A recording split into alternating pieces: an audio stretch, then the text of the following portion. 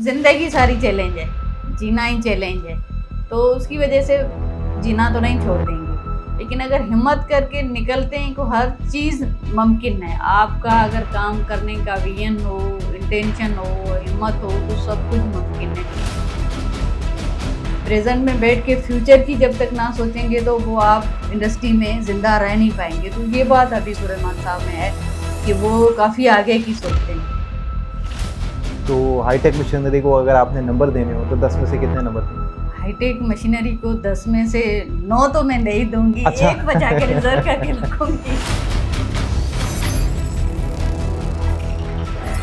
अस्सलाम वालेकुम व्यूअर्स, मैं हूं हमजा ज़ेब और आप देख रहे हैं हाईटेक मशीनरी। आज मैं हैदराबाद में मौजूद हूं और मेरे साथ मैडम पारसा हैं जो कि पारसा एंटरप्राइजेस की ऑनर हैं। इनसे बात भी करेंगे, जानेंगे प्लास्टिक इंडस्ट्री में ये कैसे आई हैं। बिलखुसूस ये खुद एक मोटिवेशनल स्टोरी है। मैडम पारसा से ये भी जानेंगे कि बैंक की फील्ड को छोड़कर प्लास्टिक इंडस्ट्री में किस तरह से आ गई हैं। आइए इनसे बात करते हैं। अस्सलाम वालेकुम मैडम, बहुत शुक्रिया आपकी कीमती वक्त का। जी वालेकुम सलाम। आप खैरियत से हैं? जी बिल्कुल ठीक, खैरियत से हैं। आप ठीक हैं? अल्हम्दुलिल्लाह। जिस तरह मैंने ऑडियंस को आपका तारुफ करवा दिया है कि आप तो खुद एक मोटिवेशनल स्टोरी हैं। आप जॉब आपने क्विट की और उसके बाद अपना बिजनेस आप राइट नाउ रन कर रही हैं। पहले तो मैं जानना ये चाहूँगा कि बैंक की फील्ड छोड़कर प्लास्टिक इंडस्ट्री में कैसे आ गई? अच्छा, बैंक में मैंने काफ़ी ऐसा मतलब 30 साल मैंने बैंक में काम किया। मैंने एज ए इंटर्न एक ऑर्गेनाइजेशन को ज्वाइन किया था और फिर उसके बाद उसके पूरे ऑपरेशन के हेड के तौर पर मैंने काम किया और उसके बाद वहाँ से रिज़ाइन की। मैं जिस बैंक के साथ, जिस माइक्रो फाइनेंस इंस्टीट्यूट के साथ काम कर रही थी, वो पूरे सिंध में ऑपरेट कर रही थी।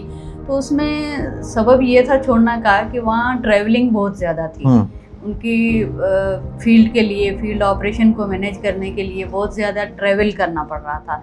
तो इस वजह से मुझे बैंक की जो जॉब है ना वो छोड़नी पड़ी। जो प्लास्टिक की फील्ड का जो मैंने इंतखाब किया उसकी वजह थी कि फैमिली में मेरा छोटा भाई वो ये काम कर रहा था, उसकी एडवाइस से ही मैंने ये काम शुरू किया। बिल्कुल ठीक। तो प्लास्टिक इंडस्ट्री में आने के बाद आपने प्लास्टिक इंडस्ट्री को कैसा पाया? जब इससे बाहर थी, जब मैं डिसीजन ले रही थी, उस वक्त काफ़ी हार्ड लग रहा था कि भाई एक तो यहाँ सिंध में, हमारे पाकिस्तान में, मुआशरे में औरत का जो काम है और बैठ के ये अजम्पशन थी कि इंडस्ट्री में एक औरत और उसको हेड करे, ये बड़ा मुश्किल था। काफ़ी मुझे भी एक हो रहा था, लेकिन उसमें इंटर होने के बाद ये लगा कि कोई चीज़ नामुमकिन नहीं है। अगर आप में काम करने का पैशन है, आपका इंटरेस्ट है, तो वहाँ भी आपको एक अच्छा माहौल मिल सकता है। एक कोऑपरेटिव मतलब टीम या जो स्टेक होल्डर हैं वो मिल सकते हैं जो आपको सपोर्ट करें।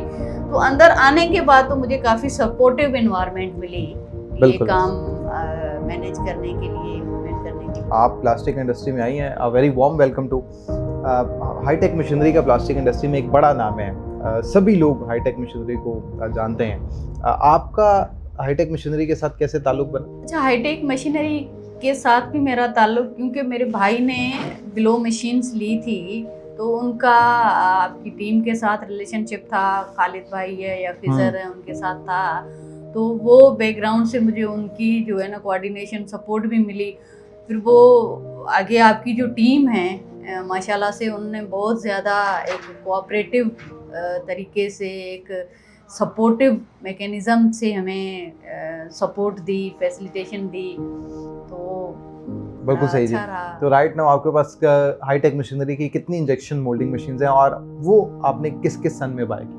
मेरे पास इस वक्त 2 इंजेक्शन मोल्डिंग मशीन्स हैं। ये दोनों हमने लास्ट ईयर ही ली हैं, 2025 में ही। एक हमें मशीन डिलीवर हुई है आई थिंक मई में, जून में, और एक अगस्त में हुई है। तो इन दोनों मशीनों से आप क्या बना रही हैं? इस वक्त दोनों मशीनों से हम प्रीफॉर्म बना रहे हैं। ठीक है। जो हैदराबाद में चल रहा है वो प्रीफॉर्म बना रहे हैं। तो वो प्रीफॉर्म को ब्लो करके भी मार्केट में सेल आउट करेंगे? जी बिल्कुल। ब्लो वाली मशीन है वो भी हमने हाईटेक से ही ली है। ठीक है। तो ब्लो भी कर रहे हैं और मार्केट में बोटल्स भी सेल कर रहे हैं, प्रीफॉर्म भी सेल कर रहे हैं, दोनों सेल कर रहे हैं। तो अब तक का हाईटेक मशीनरी के साथ आपका सफ़र कैसा रहा? माशाल्लाह से बहुत ज़बरदस्त। आपकी सारी जो टीम है, सबसे अच्छी बात इसमें जो मुझे लगी वो ये है कि इंस्टॉलेशन के बाद भी जब टेक्निकल इश्यूज़ को भी आते हैं तो आपकी टीम का जो सपोर्ट है वो ऑनलाइन भी मिल जाता है। ऑन कॉल जब भी हमें ज़रूरत होती है हम कॉल कर लेते हैं। तो ऑनकॉल मतलब ऑनलाइन सपोर्ट भी मिल जाती है, और अगर ज़रूरत पड़ती है कि हमारी टीम को किसी फिज़िकल असिस्टेंस की, तो वो टीम आपको जो है ना सपोर्ट के लिए आ जाती है। तो ये सबसे बड़ा जो है ना, ये काफ़ी फील्ड में इशू होता है कि आफ्टर सेल जो सर्विस है वो बड़ी मुश्किल से मिलती है। लेकिन आपकी टीम में मतलब हाईटेक की टीम में ये है कि आफ्टर सेल जो सपोर्ट है वो मिलती रहती है। ये एक वजह होती है कि अगली परचेजिंग का जब हम सोचते हैं कि अगली ब्लो लेनी है, इंजेक्शन लेनी तो है, डिसीजन लेना आसान तो हो वो जाता है। डिसीजन लेने में सबसे पहले ये आ जाता है कि भी यहाँ पे तो हमें जो है ना आफ्टर सेल सर्विस भी मिलेगी। बिल्कुल ऐसे। अब प्लास्टिक इंडस्ट्री में कुछ ऐसे लोग भी हैं, वो कहते हैं कि हम चाइना से खुद ही इंजेक्शन मोल्डिंग मशीन इंपोर्ट कर लेते हैं, तो वो बहुत आसान है, इजी टू एक्सेस है, वो उसमें बचत भी हो जाएगी पैसों की। तो उसके बाद उनको किन हर्डल्स का सामना करना पड़ता है, ये थोड़ा सा ऑडियंस को बताएंगे। देखिए, इसमें ये कि हमने इससे पहले तो हाईटेक से तो दोनों नई मशीन हमने परचेज की हैं। एक चाइना यूज्ड हमें किसी इंडिविजुअल के थ्रू परचेज की। उसमें ये मसला आता है कि वो मशीन यहाँ ला के देने के बाद उनका कोई ताल्लुक नहीं होता है। उसके बाद उसकी इंस्टॉलेशन है या उसमें टेक्निकल जो इशू आ जाते हैं, उसके लिए फिर हमें मार्केट में बंदे ढूंढने पड़ते हैं, और वो रेस्पॉन्सिबल नहीं होते हैं। जो मार्केट में बंदे जो दूसरे मिलते हैं ना, मतलब उनकी रेस्पॉन्सिबिलिटी नहीं होती है कि हमें टाइम पे सर्विस दें। वो जब उनके पास टाइम होता है तो देते हैं, हमें ज़रूरत होती है तो उस वक्त नहीं मिल पाती है। लेकिन ये कि यहाँ जैसे हाईटेक से हमें मशीनरी ली है, तो वो जब हमें ज़रूरत होती है उस वक्त हमें उसकी सपोर्ट मिलती है। तो मेरे तजर्बे में ये कि डायरेक्ट चाइना से इम्पोर्ट हो सकता है, हो जाती हैं, लोग करवा भी रहे हैं, लेकिन उसका फ़ायदा नहीं है। उसके बाद जब आपको ज़रूरत होती है ना, या जाहिर सी बात है ये टेक्निकल चीज़ें, और हमारे पास इतना हाई टेक स्टाफ नहीं होता है, तो उसको मैनेज करने के लिए जो फैसिलिटेशन सपोर्ट होती है वो बड़ा मसला होता है, बड़ा चैलेंज होता है। इसका मतलब है, हाँ, आप ये ऑडियंस को सजेस्ट कर सकती हैं कि अगर कोई ऐसा शख्स जो आपकी तरह प्लास्टिक इंडस्ट्री में आना चाह रहा है या अपने काम में जिद्दत लाना चाह रहा है, तो बिला झिझक वो हाईटेक मशीनरी से रब्ता कर सकता है। और इंजेक्शन मोल्डिंग मशीन हो, वो ब्लो मोल्डिंग मशीन हो, वो कैप कंप्रेशन हो, या कोई भी ऐसी मशीन हो, अब वो हाईटेक मशीनरी से बाई कर सकता है। मेरे ख्याल में मैं तो एडवाइस बाकी कस्टमर को भी यही दूंगी, क्योंकि हाईटेक में जो एक तो आपको जो चीज़ है वो टाइम पे डिलीवर हो जाती है। दूसरी ये बात है कि उनकी एक पूरी टीम है जो आपको फैसिलिटेशन देती है। जब भी आपको ज़रूरत हो, टेक्निकल इशू जब भी आपके पास आ जाएं, तो वो सपोर्ट, और जाहिर सी बात है एक क्वालिटी की चीज़ मिल रही है, एक स्टेबल एक कंपनी है, एक कोई इंडिविजुअल नहीं है। तो एक कंपनी की जो सपोर्ट है, जो फैसिलिटेशन है, जो रिलायबिलिटी है, वो सबसे ज़्यादा होती है। तो माशाल्लाह से हाईटेक में जो चीज़ें हैं, सपोर्ट भी है, आप रिलाई भी कर सकते हैं, आप फैसिलिटेशन भी ले सकते हैं। अब तक आपने हाईटेक मशीनरी की सेल्स टीम और टेक्निकल टीम को किस हद तक प्रोफेशनल पाया? देखिए, मेरे ख्याल में तो मुझे तो जब जब ज़रूरत पड़ी है या जब जब कांटेक्ट करने की कोशिश की है, तो वो प्रोफेशनली सपोर्ट आपको देते हैं। तो अगर जो प्रोफेशनल नहीं होते हैं तो वहाँ से आपको सपोर्ट भी नहीं मिल सकती है। तो हाईटेक की जिन लोगों के साथ मेरा ताल्लुक़ रहा है या कम्युनिकेशन रही है, वो एक बहुत ही अच्छे और प्रोफेशनल वे में उन्होंने रिस्पांस दिया है, रिप्लाई दिया है। मेरी तो आपके माशाल्लाह से जो CEO साहब हैं उनसे भी मुलाकात हुई है, तो उन्होंने भी एक मेरी एक्सपेक्टेशन से ज़्यादा जो है ना, उन्होंने मुझे जो है ना मेरे से बात की, मुझे एडवाइस दी, और टीम को जो मेरी सपोर्ट के लिए बोला।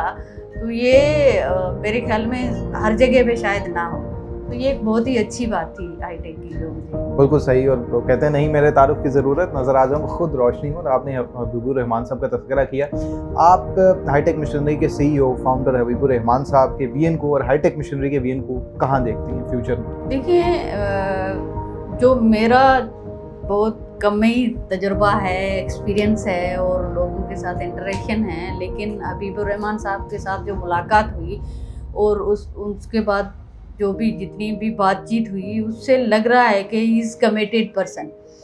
वो एक तो काम भी करना चाहते हैं, और दूसरी बात ये कि उसके बिहेवियर में जो प्रोफेशनल बिहेवियर है और जो सपोर्टिव बिहेवियर है, और उसका जो विजन है, वो जो आज से 15 साल पहले की जो बात करते हैं, सोचते हैं कि भाई आज जहाँ पे प्लास्टिक इंडस्ट्री भी खड़ी है, 10 साल के बाद उसमें क्या आना है, तो ये एक बड़ी बात होती है कि आपके जो विजन है, आप अभी फ्यूचर में प्रेजेंट में बैठ के फ्यूचर की जब तक ना सोचेंगे तो वो आप इंडस्ट्री में जिंदा रह नहीं पाएंगे। तो ये बात हबीबुर्रहमान साहब में है कि वो काफ़ी आगे की सोचते हैं। तो हाईटेक मशीनरी को अगर आपने नंबर देने हो तो 10 में से कितने नंबर देंगे? हाईटेक मशीनरी को 10 में से 9 तो मैं नहीं दूंगी। अच्छा। 1 बचा के रिजर्व करके रखूंगी। ठीक है, वो नई मशीन खरीदेंगी, उसके रिजल्ट देखेंगे, फिर 1 नंबर मिलेगा। जी जी बिल्कुल। ठीक है, बिल्कुल ठीक है जी। अच्छा, hitech machinery made in Pakistan के स्लोगन को भी प्रमोट करी है। कोई ऐसी चीज़ नहीं है जो पाकिस्तान में ना बन सके। वो हाईटेक इन मशीनों से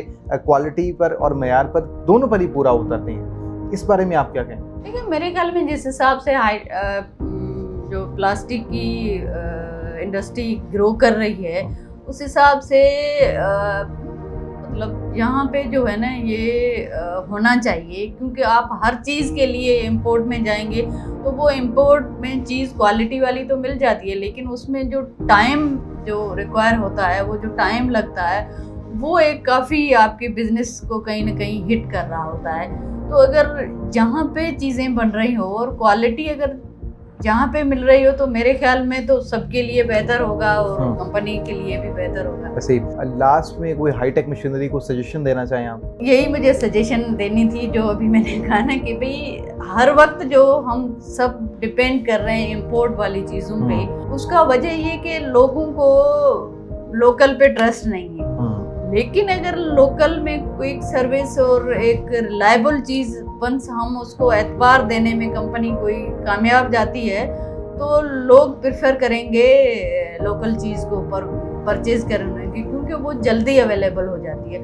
तो हाईटेक मशीनरी अगर कुछ चीज़ें मोल्ड हैं, मशीनरी है, ये अगर लोकल पे उसको सोचना चाहिए, उसको कुछ करना चाहिए ताकि लोगों को क्विक सर्विस मिल पाए।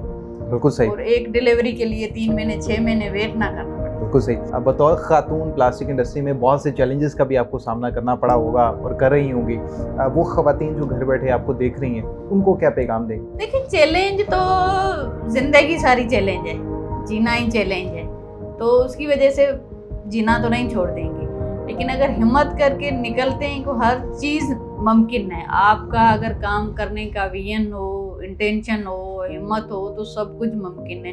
और ये बाहर बैठ के हम सोचें कि इस इंडस्ट्री में जाएंगे तो पता नहीं क्या होगा, कैसे सपोर्ट मिलेगी, लोग कैसे कहेंगे, ये जब तक हम बाहर हैं तब तक का ख्याल है। जब एंटर होते हैं तो पता चलता है कि हर जगह पे इंसान रह रहे हैं। और अगर हम जो करने वाला काम करने वाली जो खातून है, जो काम करना चाहती है, वो अगर खुद उसमें एतमाद है, वो खुद ट्रांसपेरेंट है, वो तो खुद में काम करने का विजन है, तो कहीं पे भी कोई भी काम नामुमकिन नहीं है।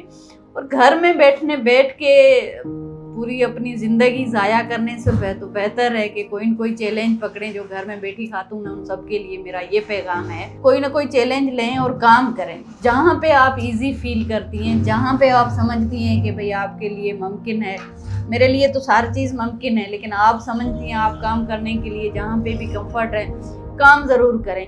सिर्फ खाना पका के टाइम मतलब वो भी एक ज़रूरी है, लेकिन कुछ ना कुछ करना ज़रूरी है। तो अगर आप करना चाहेंगे तो आपको सपोर्ट भी मिल जाएगी। बिल्कुल सही, बिल्कुल ठीक जी। बहुत शुक्रिया आपकी कीमती वक्त का। पारसा एंटरप्राइजेस की CEO फाउंडर मैडम पारसा हमारे साथ मौजूद थी और इन्होंने घर बैठी खवातीन को भी मोटिवेट किया है, ना सिर्फ उनको मोटिवेट किया है बल्कि उन लोगों को भी मोटिवेट किया है जो प्लास्टिक इंडस्ट्री में आने से घबरा रहे हैं। परेशान ना हो, हाईटेक मशीनरी आपके साथ है। और अगर वो लोग जो अपने काम में जिद्दत लाना चाह रहे हैं और प्लास्टिक इंडस्ट्री का हिस्सा है, वो भी बिला झिझक हाईटेक मशीनरी से रब्ता कर सकते हैं। इसी के साथ अपने मेज़बान हमजा ज़ेब को इजाज़त दें। अल्लाह ने